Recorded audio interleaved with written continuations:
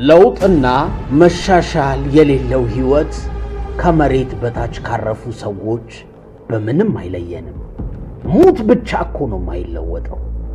እየተነፈስክ ከሆነ ኑሮ ላይ ብዙ ነገር መቀየርና ተአምር ሰርተ ማለፍ አለብህ።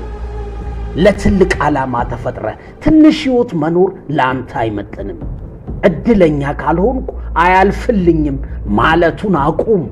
ለውጥ መጀመር የሚፈልግ ሁሉ ለራሱ ህይወት ኃላፊነቱን ይውሰድ።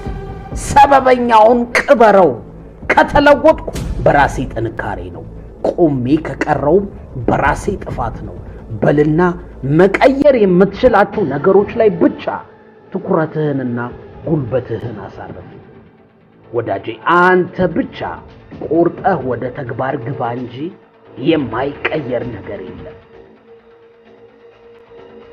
ለውጥ የምትፈልግ ከሆነ ምቾት ከሚነሳህ ከማትፈልገው ነገር ጋር መጋፈጥ ተለማመድ። ምቾት ውስጥ ሆነ ለውጥ የለማ። አንተን የሚያሳድጉ ነገሮች ያሉት ከምቾት ጀርባ ነው። በጠዋት መነሳት ራስን ማስጨነቅ ነው። ከሚጠበቅብህ በላይ መስራት ራስን ማስጨነቅ ነው።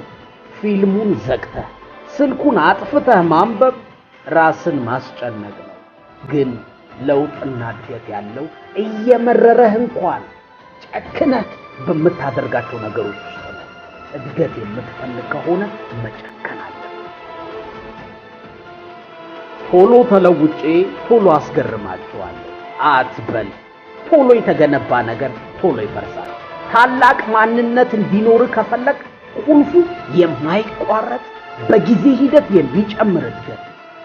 በአጭር ጊዜ ሚሊዮነር መሆን አትፈልግ።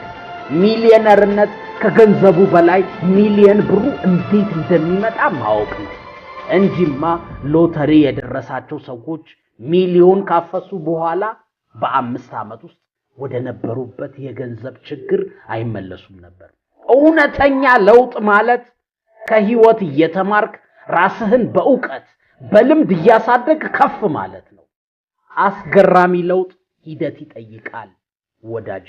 ቶሎ እቀየራለሁ፣ በፍጥነት ሁሉን አሳካለሁ የሚለውን ሐሳብ ከአይምሮህ አውጣው።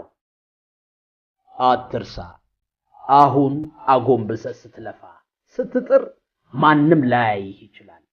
እውነተኛ ለውጥ ጊዜ ይጠይቃል፣ ብርታት ይጠይቃል፣ ትዕግስት ይጠይቃል፣ ጽናት ይጠይቃል።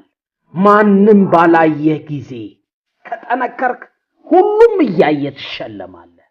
የማይቆም ጥረትህን ቀጥል ወዳጄ።